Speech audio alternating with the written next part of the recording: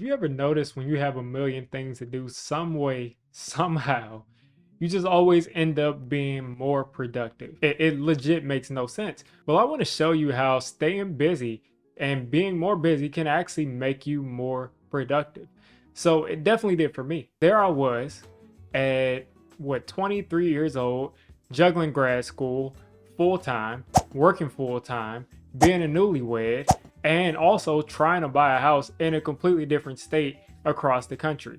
Honestly, I could tell you I felt like I was on 5XP, but one thing I can tell you too is that I was happy. I was happy, and it didn't make sense to me, but somehow I survived.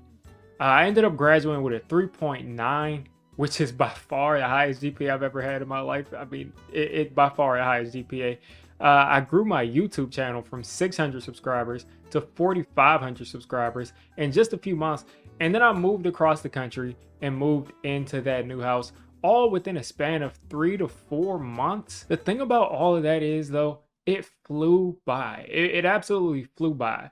The more I found that I looked at life as a challenge or a game or something that I could look at strategically and attack, the easier everything in my life began to flow. I know we all knew those kids in high school, even in middle school, where their entire life was, I have to get into Harvard. I gotta get into Harvard. I gotta get into Yale. I gotta get into Princeton. some of you may be those kids, especially if you're on a productivity video.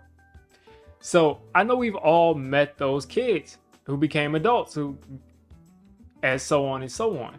But those kids were in band. Those kids played a sport. They were in a club. They were class president. They were on a debate team. They did everything under the sun, like 10 clubs. Some of them even had jobs. Some of them volunteered on the weekends. How did they manage to get ridiculously high GPAs? Well, guess why? Because their goal was that they wanted to go to Harvard, or they wanted to go to Princeton, or they wanted to go to this school because they felt that that would put them in the best position to accomplish whatever career they wanted. And part of it is that just some kids are more intelligent than others. That makes sense.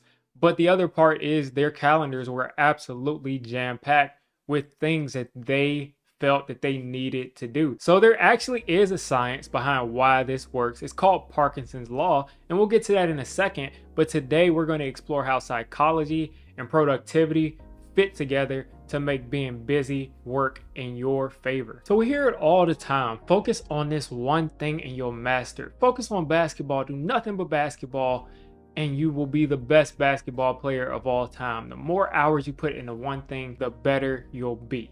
If you spend a million hours playing the piano, you're probably going to be better at piano. That's really easy to follow. And there's a lot of truth to that.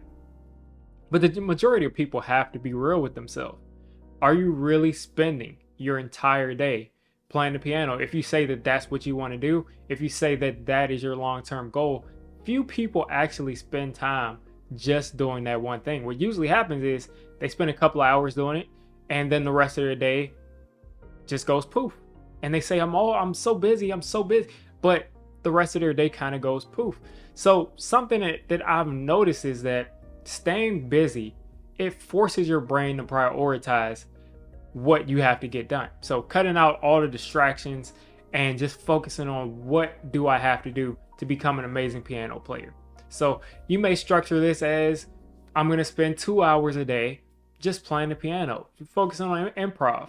I'm going to spend another couple of hours a day reading sheet music.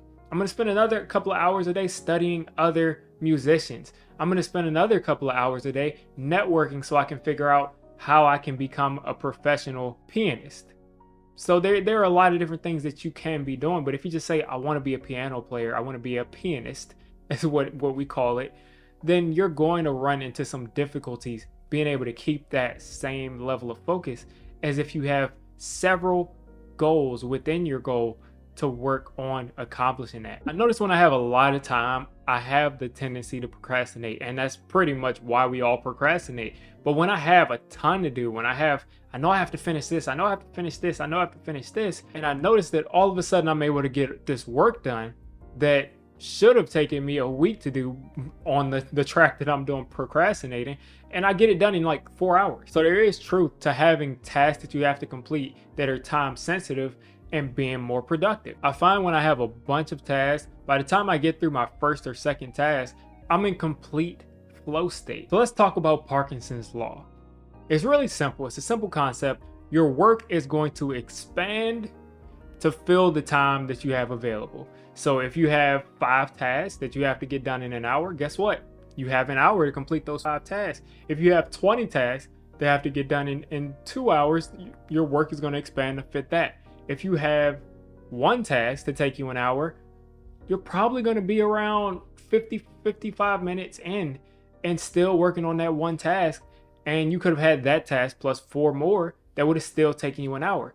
That's Parkinson's law. So in that job that I had, it was pretty much my first corporate job. I'm an intern when I first get there, and they tell me as soon as I sit down at my desk, I'm excited. I'm like, wow, I have a desk. Like, this is gonna be, I'm gonna be a CEO. Like, I'm so excited when I get there. And as soon as I sit down at my desk, they say, oh, okay, we have like 5,000 survey responses that we need you to analyze and give a presentation on in about 2 weeks. So if you could start on that and categorize this and run this by this person, if you get started on that, that would be great. We have 2 weeks to turn this in and we have a ton of responses. This is my first day there. This is my first day. And I'm thinking, wow, this is a lot of work. This was something that probably should have taken a month for how detailed this is supposed to do. And I was able to get it done the first week. I got it done like the first week, like 4 days in. And I was able to kind of like relax and watch cat videos at my desk the rest of the time. And that was because I just had the thought in my head of like, I have to finish this. There's no way I can't finish this because I'm an intern. This is my first impression. I can't fail here. And I managed to complete it in half the time it needed to be taken. So as we're going throughout this video, I don't want you all to get lost here. Intentional busyness leads to more productivity.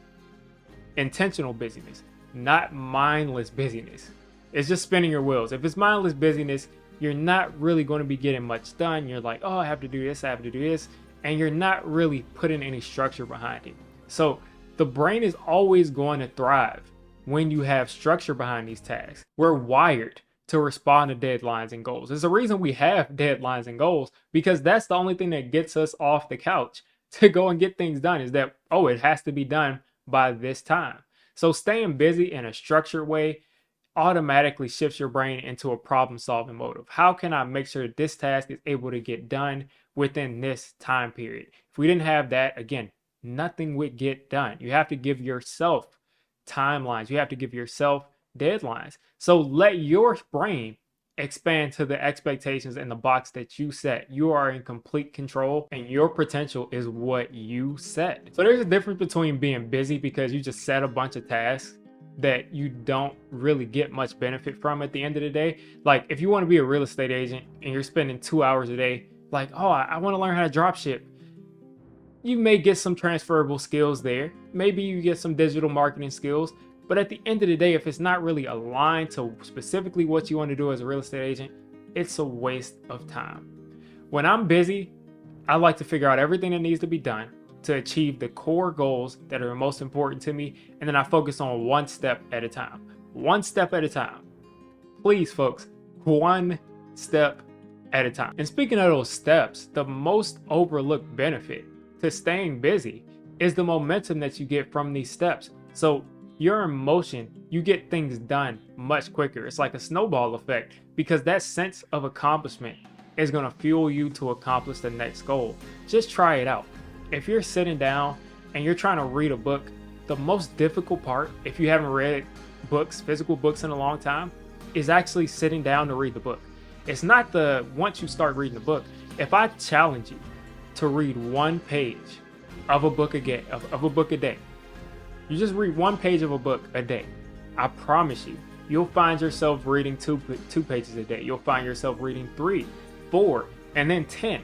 It's going to get easier and easier to do if you put forth that initial effort. You got to start with 1 and it goes up and up and up exponentially. All right, so start blocking off 2 hours, just 2 hours of your day.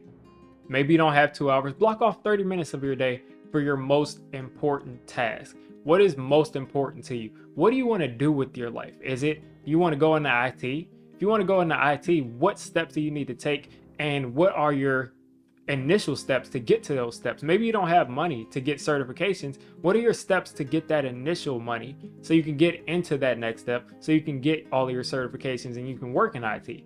So start working on your most important tasks, and I think you'll get a lot more done compared to, oh boy, I got a free day, I got the whole day off, I'm gonna get so much done. I promise you folks, when I do that, I'm gonna spend my entire day watching grizzly bear videos. So we've covered a lot, from Parkinson's law to momentum to time management techniques. Don't leave this video thinking, I'm just gonna get everything done, I'm gonna do everything under the sun. I promise you, if you max out your stress stats, if you try to push it to the limit, you're gonna be just as ineffective and unproductive as if you would have slept all day. So focus on what you want to do with your life and devote time consistently to achieving the specific goals that you want to get done. And if you enjoyed this video, go ahead and hit that like button and subscribe button for more insights on psychology and productivity.